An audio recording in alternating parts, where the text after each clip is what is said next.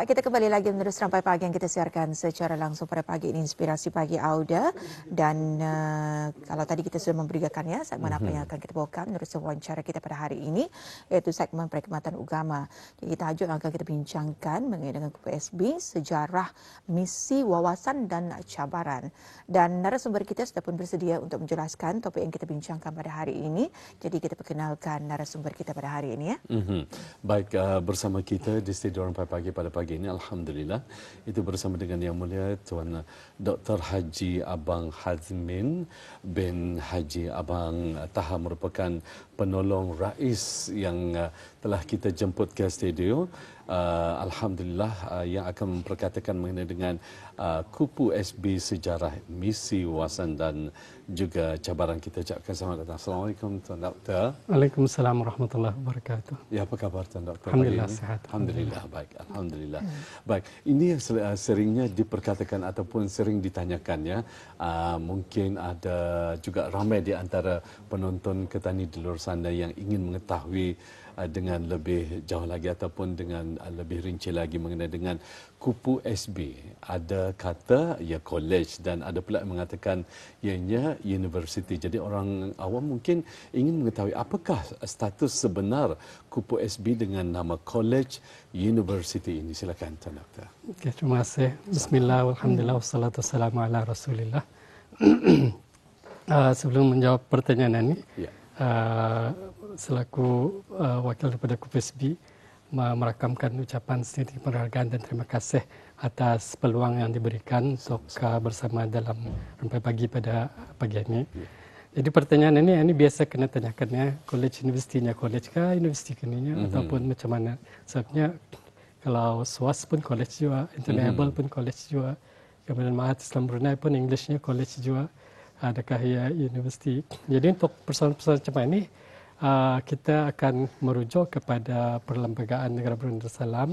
Di sana ada menyatakan bahawa dalam perkara 83/3 adalah dengan ini ditubuhkan menurut peruntukan perlembagaan sebuah college university dengan taraf sebuah university yang dinamakan dan digelar College University Perguruan Agama Seri Begawan. Inilah yang dirujuk untuk mengetahui taraf College University sebenarnya. Artinya sana ada jelas menyatakan ia adalah bertaraf sebuah university. University ya. Jadi jelaslah sudah bahawa bagaimana kedudukan Kupu SB itu sebetulnya dan juga auda penonton sekalian ya. Baik. Dan di sini juga ya Ustaz ya, kita ingin mengetahui, boleh menjelaskan sedikit sejarah Kupu SB daripada awal penubuhannya dan juga antara perkembangannya sehingga kini. Okey.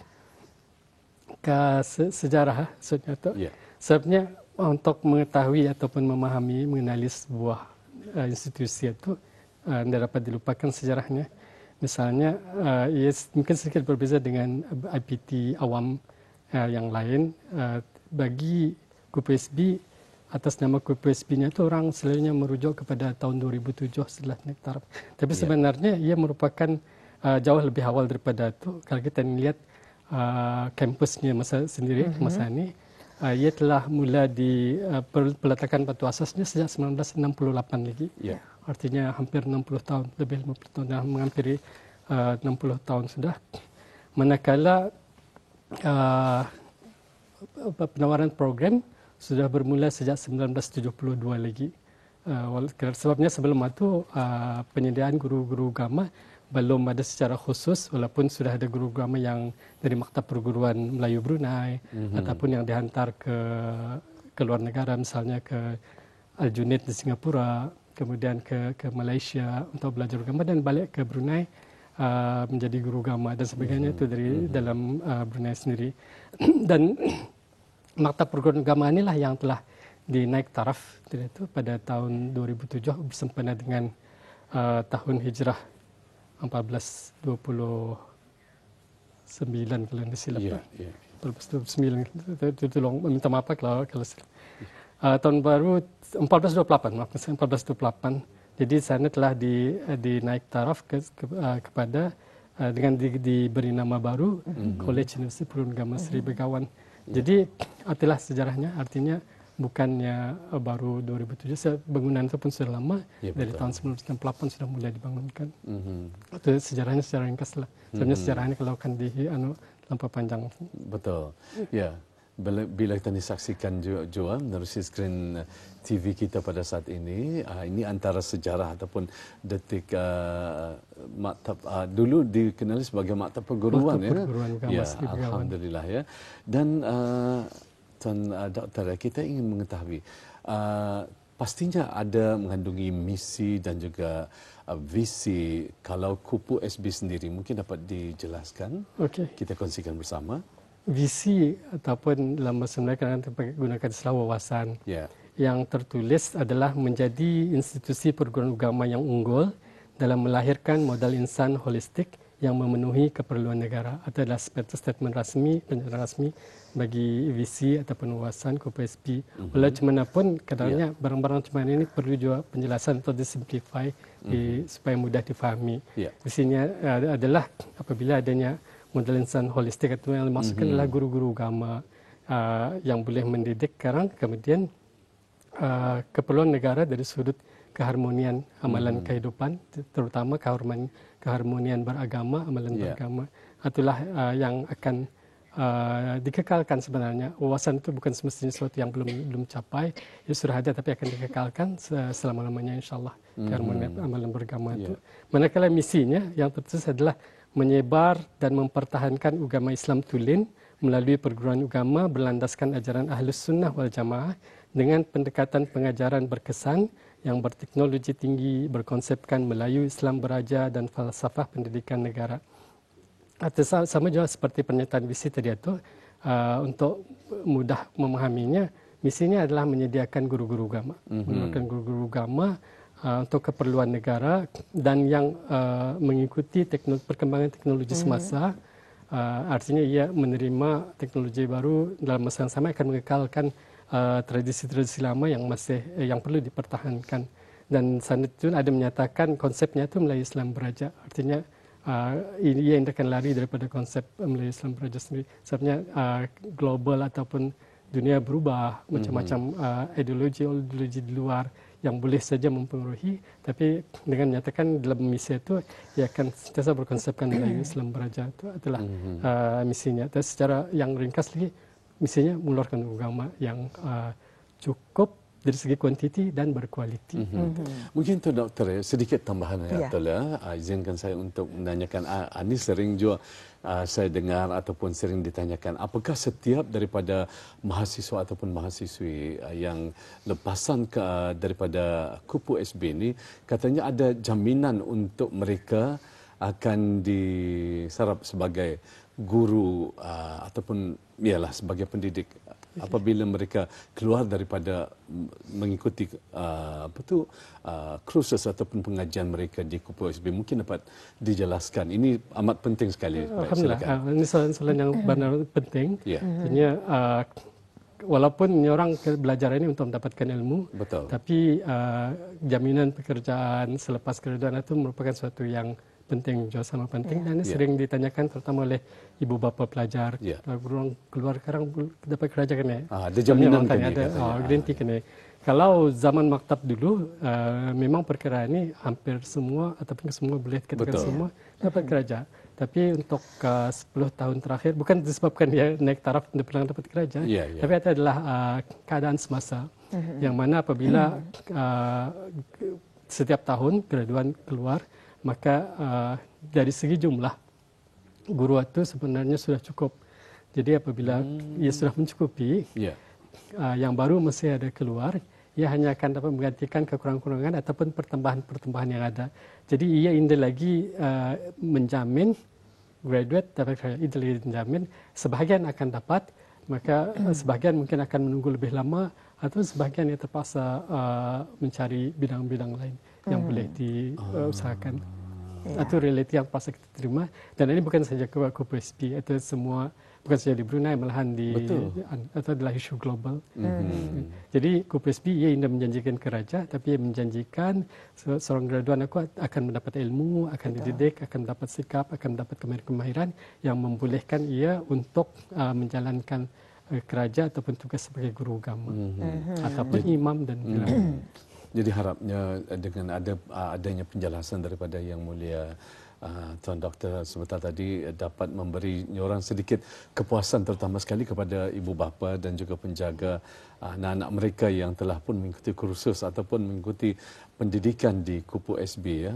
Jadi untuk mengharapkan ataupun jaminan untuk mendapatkan tugas ataupun keraja lah istilahnya ya, perlindungan ini selepas keluar daripada Kupu SB akan ada keraja. Kalau dulu waktu maktab perguruan memang 100%, boleh dikatakan sebagai 100% ya, Yang Mulia Doktor. Tapi sekarang ini itulah untuk mencari ilmu sahaja, menimba ilmu di sana, tetapi untuk jaminan keraja itu memang seperti yang dinyatakan tadi itu merupakan isu global. Isu global ya. dan di luar bidang.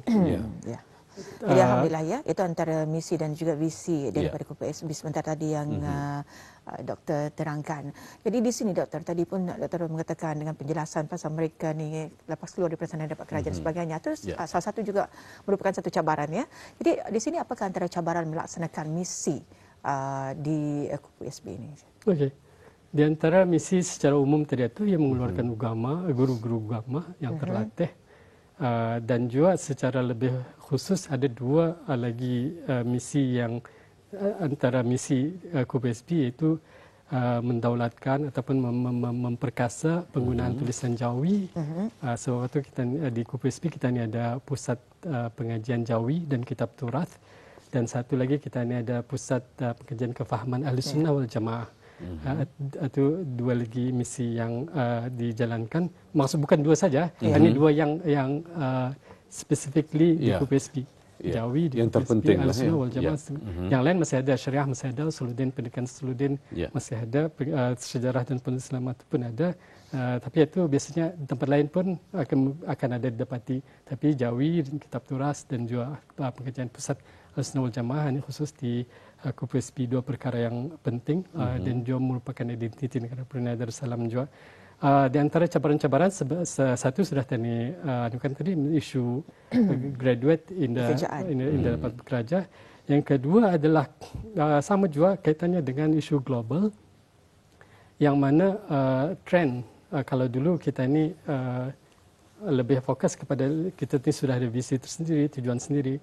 Tapi sekarang ini ada trend misalnya ranking university, kemudian yang mempengaruhi banyak negara-negara jiran termasuk negara Tanah Brunei Darussalam sendiri, yang mana Kupu SB sebagai sebuah institusi pengajian tinggi ini juga dapat lari daripada cabaran global ini, tapi ini juga menerima bulat-bulat. Misalnya perlukah sebabnya diorang kan ada kriteria-kriteria tertentu, sebahagiannya bersesuaian dengan kita ni, itu cuba diikuti. Manakala ada sebagian yang dikhawatiri misalnya boleh merugikan agama dan bangsa, itu kita ni indah terimalah.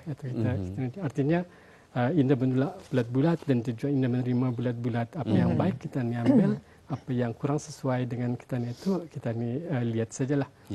Trendnya. Itu merupakan cabaran-cabaran yang sama juga dalam mempertahankan penggunaan tulisan Jawi. Itu banyak cabaran. Dan juga cabarannya itu daripada global ini juga. Sebenarnya istilahnya dunia menggunakan tulisan Latin ataupun Rumi orang. Tiba-tiba kita ni kalau setengah orang itu yang menggunakan istilah macam melawan arus. Orang sana kita ni kemarin. Bukannya melawan arus saya, ini adalah identiti kita ini yang cuba kita ini pertahankan. Itu adalah menjadi tanggungjawab. Kalau generasi dulu orang tua kita ini dapat mempertahankan, itu merupakan tanggungjawab kita ini. Dan sekarang kita ini tidak dapat mempertahankan. Indah berkembang pun, mudah-mudahan berkembang. Tapi kalau indah berkembang pun jangan sampai berkurang. Sampai berkurang penggunaan tulisan Jawi itu. Sebab itu berfungsi juga Kupu SB sebagai semacam urus dia untuk bekerjasama dengan semua institusi, terutama institusi kerajaan yang ada kepentingan dengan tulisan Jawi. Misalnya kerjasama dengan Dewan Bahasa dan Pustaka, Jabatan Pengajian Islam, Pusat Sejarah, dan sentiasa bekerjasama untuk Jawi ini. Sama juga kalau tadi Ahlussunnah wal Jamaah, Pusat Pengajian Ahlussunnah wal Jamaah bekerjasama dengan Pusat Dakwah Islamiyah, Kementerian Halal Agama dan mana-mana institusi yang lain dalam sama-sama mempertahankan kefahaman Ahlussunnah wal Jamaah yang menjadi pegangan kita ni di negara Brunei Darussalam. Itu merupakan beberapa cabaran-cabaran yang dihadapi. dan ada beberapa usaha yang dilakukan untuk mengatasi cabaran-cabaran itulah. Baik, yang mula dinaik tarafkan daripada maktab perguruan menjadi Kupu SB pada tahun 2007. Ya. Dan selama ianya dinaik tarafkan, Yang Mulia Doktor, adakah mahasiswa ataupun mahasiswi daripada luar negara yang mengikuti kursus di sana? Ya, mungkin daripada Malaysia ataupun mungkin negara-negara yang lebih jauh lagi. Okey, menarik. Sebabnya kalau di UBD UNISA ada kan? juga ada pelajar antarabangsa. Kupu SB kalau sebelum ini ia semacam eksklusif untuk orang Brunei saja pada awalnya. Walau macam mana pun pada 5 tahun terakhir Kupu SB pun ada diberikan kuota untuk pelajar-pelajar antarabangsa. Ini melalui Kementerian Hal Luar Negeri kita ni yang menganukan. Jadi permohonan itu ada sebahagiannya akan ditempatkan ke College Universiti Perguruan Agama sendiri. Selain daripada yang memegang beasiswa ni, ramai juga yang datang yang cuba memohon dengan perbelanjaan persendirian tanpa beasiswa, tapi yang dapat benar-benar masuk itu tidak ramai lah, sebab mungkin diorang datang daripada minority Muslim countries macam Thailand, petani Thailand atau mungkin sedikit keberatan apabila terpaksa membayar yuran-yuran itu. Jadi tidak ramai lah. Tapi ada dari Malaysia, ada dari Indonesia pun ada. Malaysia, Indonesia, dan ada seorang dari Afrika juga. Ada. Sendirian, dari Sudan. Itu pun ada memilih. Artinya orang kan belajar, kita ni ada kemampuan untuk memberikan khidmat itu, kita ni bukakan juga lah. Betul, ya baik. Dan kemudian kita ingin mengetahui apa pula sumbangan Kupu SB kepada negara, iaitu melalui misi yang dilaksanakan. Mungkin Yang Mulia Doktor dapat menjelaskan. Okey, sumbangannya dapat kita lihat apabila kita melihat sejarah tadi itu. Kenapa tertubuhnya pada masa itu ramai guru-guru agama kita ini, kalau sistem lama lagi sebelum ada pendidikan formal itu, kita ini menggunakan sistem khatib, kemudian imam-imam dorang mengajar dulu lah, dan dia hanya pada kelompok-kelompok tertentu. Tapi dengan usaha-usaha almarhum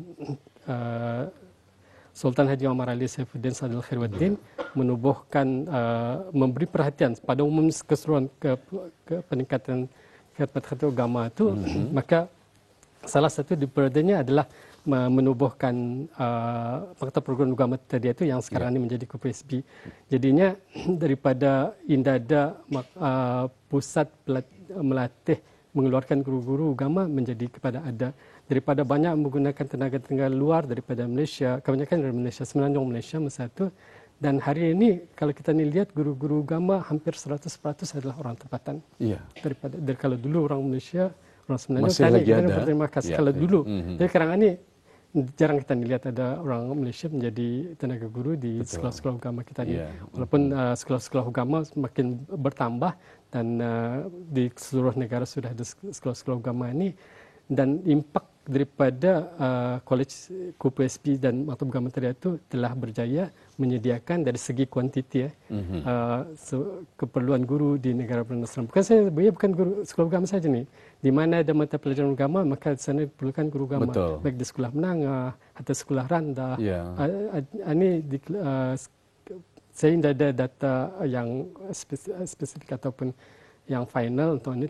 Tapi boleh tani lihat rata-rata ataupun di atas 95% itu adalah daripada College Universiti Perguruan Agama. Ya misalnya kita ni ada mengantar pelajar ke Mesir misalnya, ataupun pelajar persendirian ke Mesir.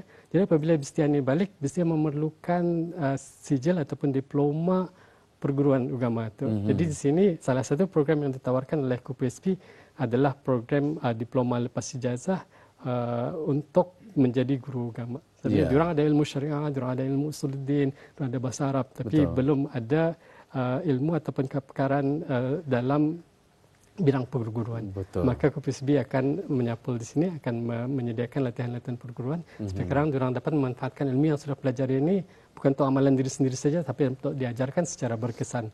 Kalau ia mengajar saja mungkin boleh mengajar, tapi keberkesanannya tidak akan sama dengan guru yang terlatih. Itu sebabnya ada pusat pelatihan guru. Ini pelatihan guru ini di mana-mana ada, bukan hanya di Brunei saja, tapi seluruh dunia.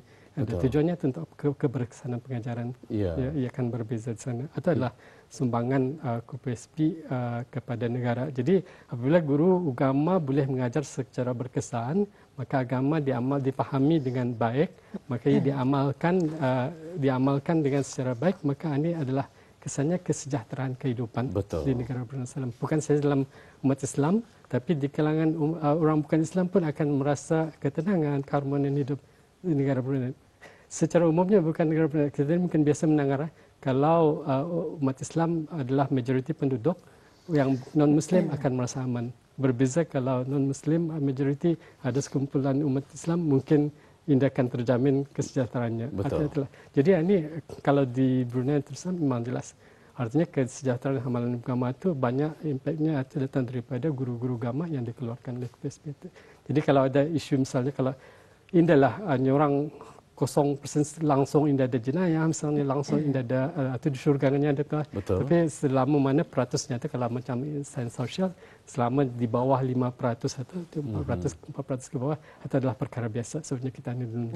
Jangan saja persentasenya itu terlalu tinggi, atau boleh blame KPSB untuk pandai mengeluarkan guru agama India berkesan di sana boleh nilai. Tapi dalam masa sama, walaupun dari segi kuantiti cukup tadi itu, KPSP tetap berusaha berterusan untuk meningkatkan dari segi kualiti juga. Ya, kerana ini terbukti ya, ada salah seorang daripada rakan saya juga yang merupakan tapi dulu menuntut sebagai guru pelatih dari maktab perguruan dan sekarang ini ditugaskan di Sekolah Tionghoa. Jadi mengajarkan mungkin subjek-subjek tertentu untuk mengenalkan lagi mengenai dengan agama ini lebih mendalam lagi di sekolah tersebut Betul sekali. Dan juga segmen perkhidmatan agama pada hari ini membincangkan mengenai sejarah, misi, wawasan dan juga cabaran. Itu semua sudah kita ketahui dengan penjelasan daripada tetamu undangan kita pada hari ini. Dan juga mungkin ada antara harapan doktor kehadapan dengan kaitan dengan wawasan negara 2025 ini. Alhamdulillah ini salah yang penting juga sebabnya kaitannya dengan wawasan negara 2035. Jangan sekarang wawasan negara kemari KPSP entah ke mana tujuannya. Salah satu ataupun matlamat pertama dalam wawasan negara adalah rakyat berpendidikan, berkemahiran tinggi dan berjaya. Jadi di sinilah KPSP berperanan, yaitu tapi dari sudut agamanya itu ugamanya. Ini segmen perkenalkan agama. Artinya rakyat berpendidikan agama juga, rakyat berkemahiran tinggi dalam mengamalkan amalan-amalan agama, ada kemahirannya, kemahiran baca Al-Quran, kemahiran mengajarkan sembahyang ataupun ada kemahiran-kemahiran dan juga berjaya. Mungkin kalau hanya setakat berjaya mungkin ukurannya dunia, tapi dengan adanya agama ukurannya bukan saja dunia tapi juga ke akhirat. Artinya kita ini mau sama berjaya itu, kalau kita ini berhenti pada berjaya saja, kita ini mungkin ukuran kejayaannya itu ukuran keduniaan, tapi dalam agama yang di arah kita ini adalah kejayaan itu di dunia kita ini berjaya, sampai di akhirat pun kita ini berjaya. Di dunia hasanahnya wa fil akhirati hasanah. Hati-hati yang merupakan wawasan yang asal dalam Al-Quran kita ni mau kedua kejayaan itu. Itulah kalau dalam bahasa biasanya kita mau kerang apabila adanya pendidikan agama apa tu. Jadi orang Brunei itu bukan saja akan jadi guru agama, misalnya kalau jadi guru biasa pun guru yang beragama, orang berakhlak. Kalau bahasa kita ni kalau nya ndak bisa ulahnya ndak beragama kononnya. Maksudnya beragama. Kalau nya doktor yang beragama. Kalau nya askar yang beragama. Atau dalam maksudnya berakhlak baik, indah rasuah, indah salah guna kuasa. Itulah yang dimaksudkan dengan di mana masuknya agama itu ataupun pendidikan agama itu dalam menyediakan rakyat yang berpendidikan tadi itu berpendidikan agama, berkemahiran agama dan juga berjaya tadi dunia dan akhirat. Itulah harapan kita ni dan juga kaitan fungsi ataupun misi KPSP itu dengan wawasan negara 2035. Baik. Sebelum kita mengakhiri wawancara kita, mungkin ramai juga yang ingin mengetahui apa pengertian mungkin yang mulia Tuan Doktor dapat menjelaskan sebab Tuan Doktor sendiri pada masa ini berperanan sebagai penolong rais ya.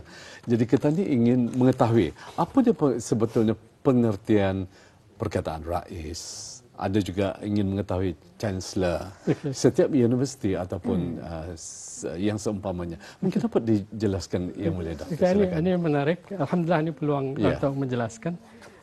Di Brunei Darussalam kita ini ada 4 buah institut pengajian tinggi awam, yaitu Universiti Brunei Darussalam, UNISA dan juga UTB, dan termasuk KUPSB. Dan semua keempat-empat institusi pengajian tinggi awam ini, Chancellornya adalah sama, ke bawah Yang Maha Mulia, Sri Baginda Sultan Haji Hassanal Bolkiah, Izzuddin Wad Daulah, Ibn Marhum Sultan Haji Omar Ali Saifuddin Sa'adul Khairuddin, Sultan dan Pertuan Negara Brunei Darussalam Hafizahullah. Adalah Chancellor kepada empat-empat ini. Tapi yang ditanyakan tadi, di UBD dan UTB menggunakan Naib Chancellor atau Vice Chancellor in English. Kemudian di UNISA memakai Rector. Betul. Dan Deputy Rector ataupun Rector. Di KUPSB menggunakan Rais. Jadi itu sudah memberikan gambaran sebenarnya Rais itu adalah pemimpin tertinggi di bawah Chancellor dan Pro Chancellor ada yang mengurus tadbir ataupun sebagai ketua di College University, sama fungsinya dengan Vice Chancellor ataupun Rector di UNISA dan UBD itu. Namanya saja. Dan Rais ini adalah perkataan Arab. Secara literal artinya ketua. Artinya ketua. Jadi macam di bawah masa ini Rais bagi College Universiti Programa adalah Profesor Madya Dr.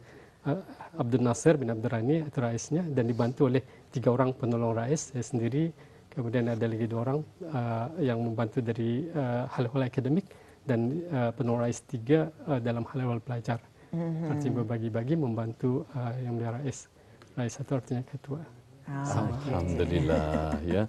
Jadi kita ni sudah mengetahui sudah penonton sekalian mengenai dengan pengertian-pengertian daripada Chancellor, Rais dan juga Rektor seperti yang telah pun dijelaskan, mudah-mudahan jadi semoga dengan adanya perkongsian ini memberi kita ni kefahaman pada kedudukan-kedudukan yang telah pun yang dinyatakan tadi ya. Dr. Baik, Rampai Pagi ingin mengucapkan jutaan terima kasih kepada Yang Mulia Tuan Dr. Haji Abang Hazmin bin Haji Abang Taha, merupakan sekali lagi penolong Rais, jadi faham ya, jadi penolong ketua ya. Ya baik, kerana telah berkesudian bersama kita di Rampai Pagi ini dalam menjelaskan ya mengenai dengan sejarah Kupu SB, misi, wawasan dan juga cabaran yang kita bawakan di Rampai Pagi pada pagi ini. Sekali lagi jutaan terima kasih. Assalamualaikum. Waalaikumsalam warahmatullahi wabarakatuh.